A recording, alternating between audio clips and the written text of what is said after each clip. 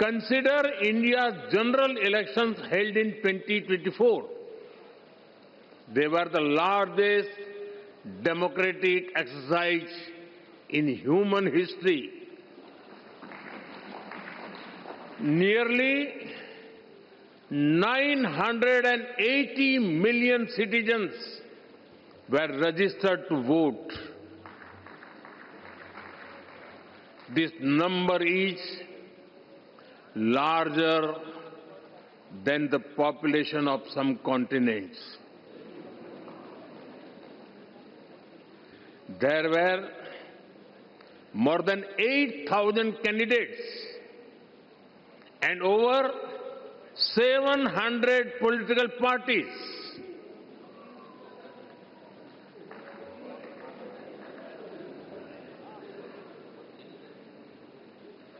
The elections also saw record participation by women voters.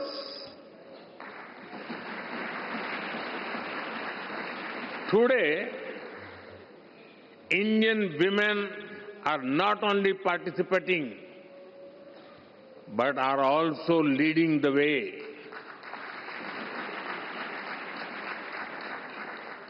The President of India, our first citizen, is a woman.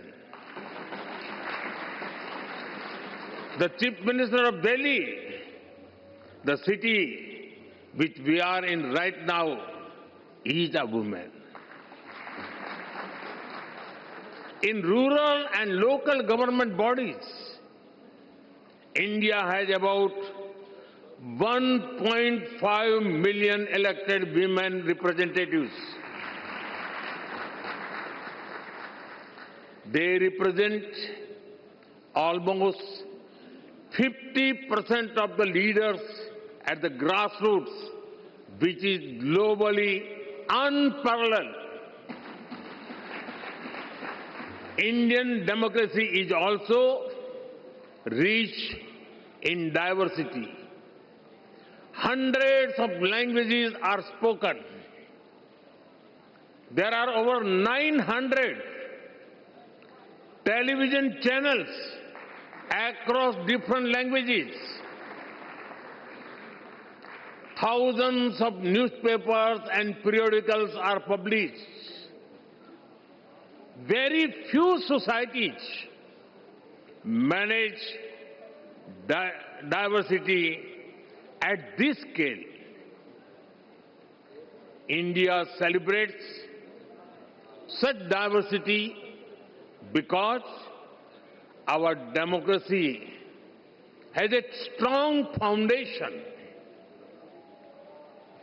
Our democracy is like a large tree supported by deep roots. We have a long tradition of debate, dialogue, and collective decision making. India is called the mother of democracy. Our sacred texts, the Vedas, are over 5,000 years old. They refer to assemblies where people met to discuss issues. Decisions were taken after discussion and agreement. We are the land of Bhagavan Buddha. The Buddhist Sangha used to have open and structured discussions. Decisions were taken through consensus or voting. Further, there is a 10th century inscription from the Indian state of Tamil Nadu. It describes a village assembly that worked with democratic values. There were clear rules for accountability and decision making. Our democratic values have been tested by time, supported by diversity, and strengthened generation after generation. Friends, Commonwealth की कुल जनसंख्या का लगभग 50% हिस्सा भारत में बसता है।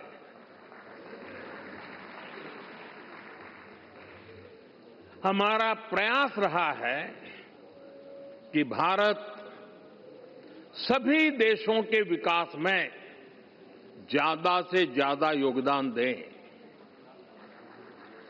Commonwealth के सस्टेनेबल डेवलपमेंट गोल्स में health, climate change, economic growth और इनोवेशन के क्षेत्र में हम पूरी जिम्मेदारी के साथ अपने कमिटमेंट्स को पूरा कर रहे हैं। भारत आप सभी साथियों से सीखने का निरंतर प्रयास करता है और हमारा ये भी प्रयास होता है कि भारत के अनुभव अन्य कॉमनवेल्थ पार्टनर्स के काम आए। फ्रेंड्स, आज जब दुनिया अभूतपूर्व परिवर्तन के दौर से गुजर रही है, तब ग्लोबल साउथ के लिए भी ये नए रास्ते बनाने का समय है। भारत हर ग्लोबल प्लेटफॉर्म पर ग्लोबल साउथ के हितों को पूरी मजबूती से उठा रहा है। अपनी G20 अध्यक्षता के दौरान भी भारत ने ग्लोबल साउथ की चिंताओं को वैश्विक एजेंडे के केंद्र में रखा है।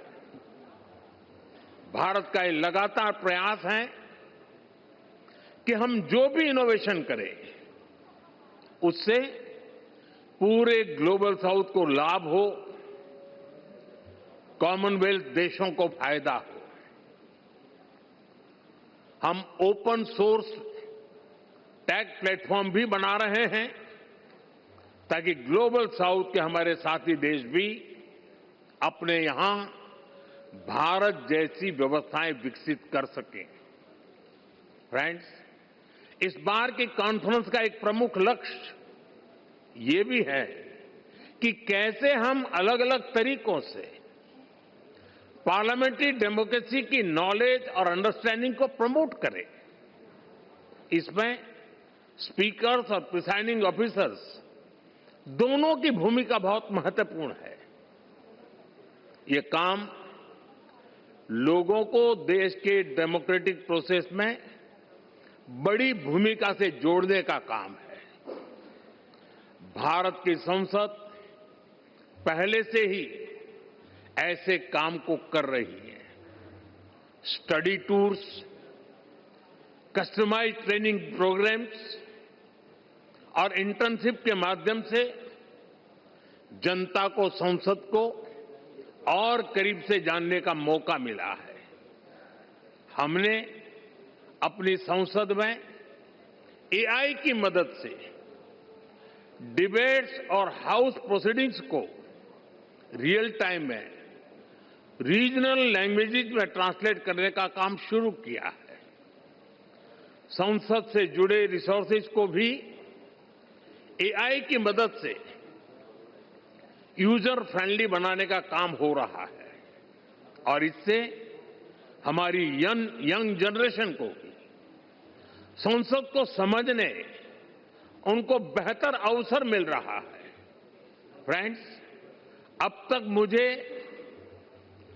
आपकी संस्था से जुड़े 20 से ज्यादा सदस्य देशों में जाने का अवसर मिला है। कई सांसदों को संबोधित करने का सौभाग्य भी मिला है। जहां जहां मैं गया, मुझे बहुत कुछ सीखने को मिला।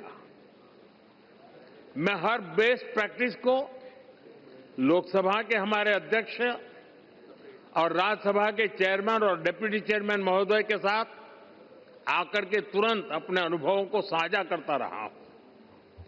मुझे विश्वास है कि ये कॉन्फ्रेंस सीखने और सिखाने के इस क्रम को और समृद्ध करेगी।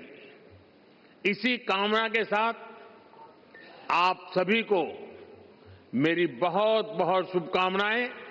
धन्यवाद।